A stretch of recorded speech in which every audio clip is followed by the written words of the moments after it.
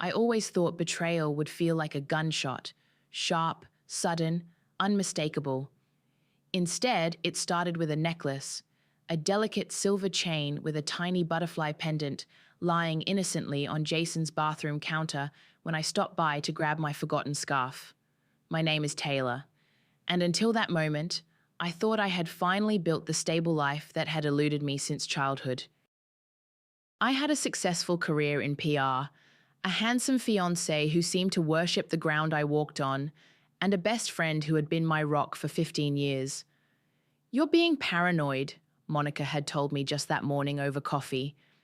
"Jason's business trips are totally normal for a startup founder." She stirred her latte, perfectly manicured nails tapping against the ceramic. "Besides, I was there for the Atlanta pitch too." "The whole team was." I'd nodded, trying to ignore how she wouldn't quite meet my eyes. That's the thing about trust. Once you start looking for cracks, they appear everywhere. "Taylor, honey," my sister Chiara's voice crackled through my phone. "Did Jason tell you about the dinner party tomorrow? I'm making my famous risotto." "Yeah, we'll be there," I replied, still staring at the necklace. The same necklace I'd helped Monica pick out last Christmas, the one she said she'd lost a month ago. "Bring Monica too," Sierra added. "She's practically family anyway." Family, right. I picked up the necklace, its butterfly catching the light. Monica had been there through everything, my mother leaving, Sierra's emotional distance, every heartbreak and triumph. Now I wondered if she'd been there a little too much. My phone buzzed. A text from Jason. "Working late tonight, babe. Don't wait up." "So, you found her necklace in his bathroom?" Gabriella leaned across our office lunch table, her salad forgotten. "That's pretty damning." "I want to be wrong," I whispered. "God, I want to be wrong." "Have you asked either of them about it?" I shook my head.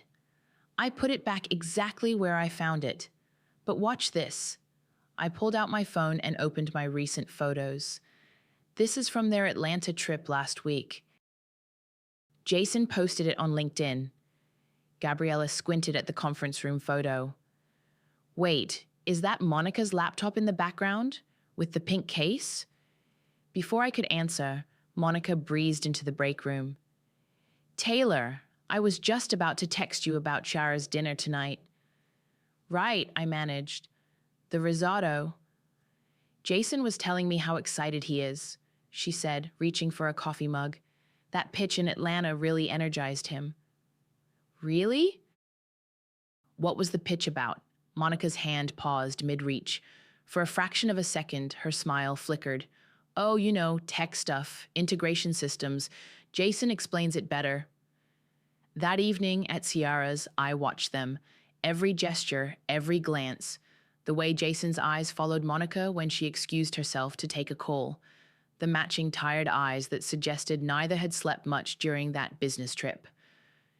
"You seem distracted," Chiara commented, clearing plates.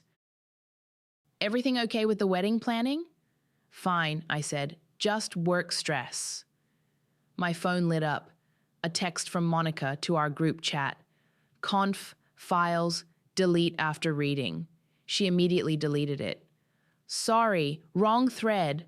Jason nearly dropped his wine glass. I smiled and took a sip of mine. "No worries. Happens to everyone."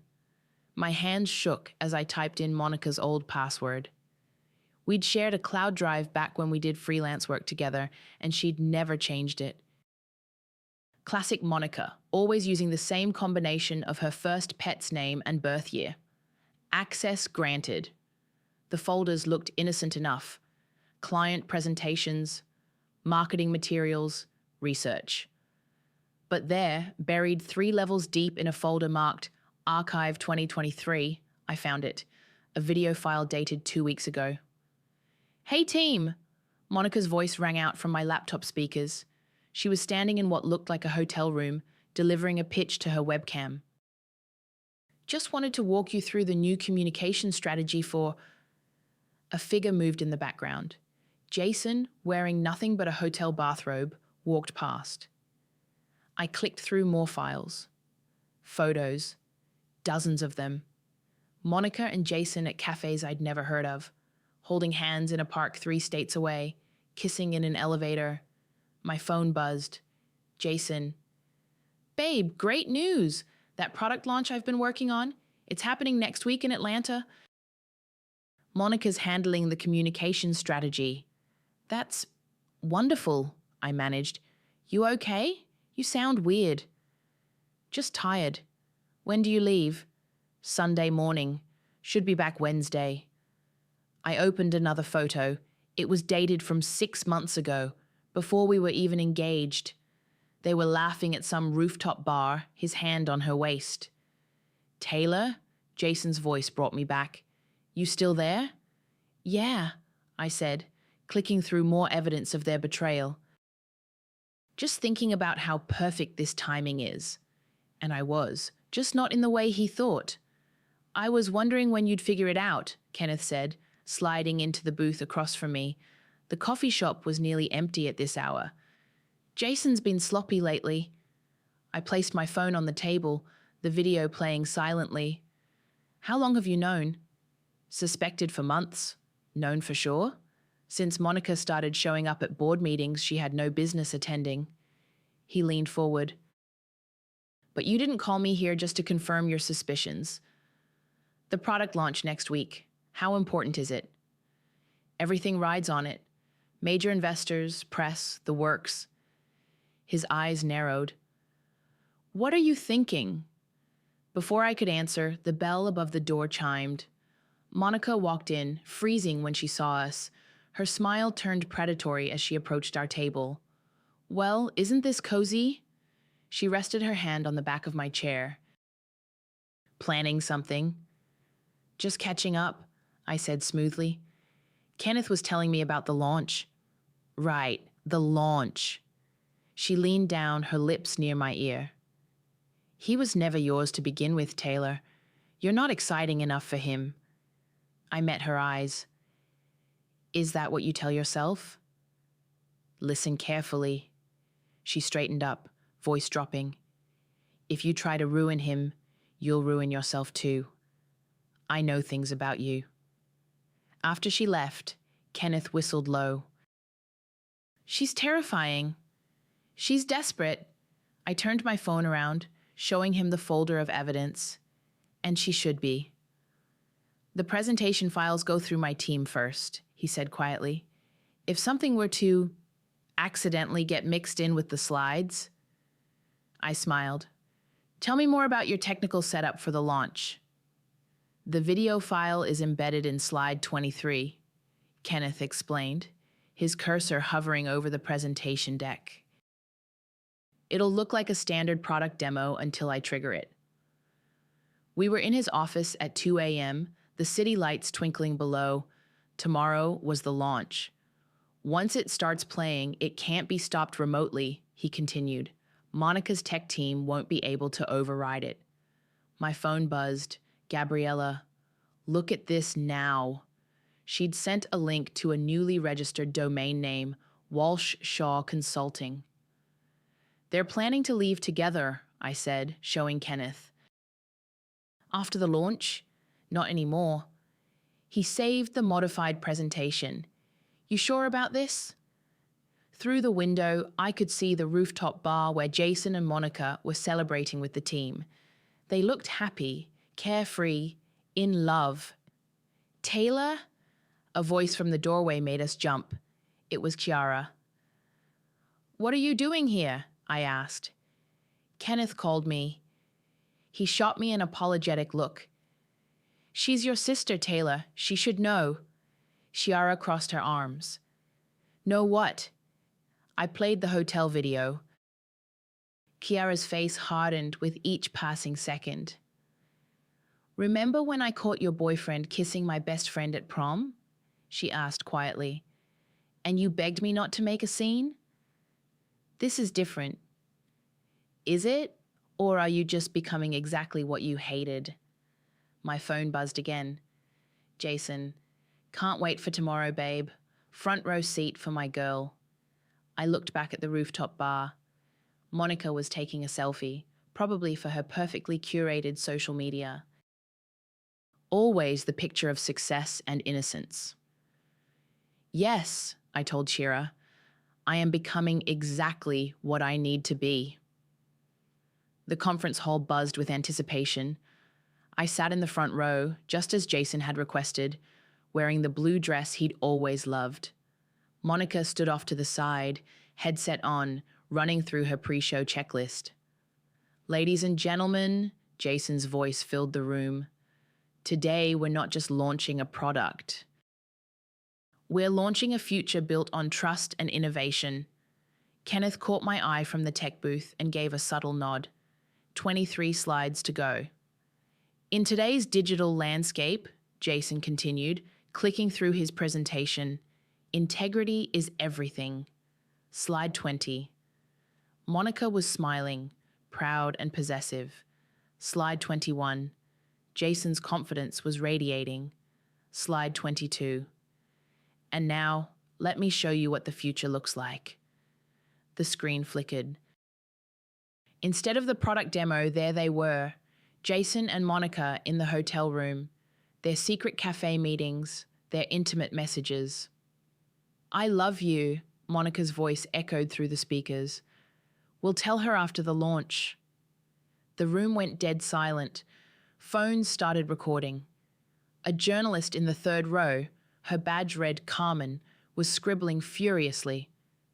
Monica lunged for the tech booth, but security blocked her path. Jason stood frozen on stage, his mic still live, capturing his panicked breathing. Taylor?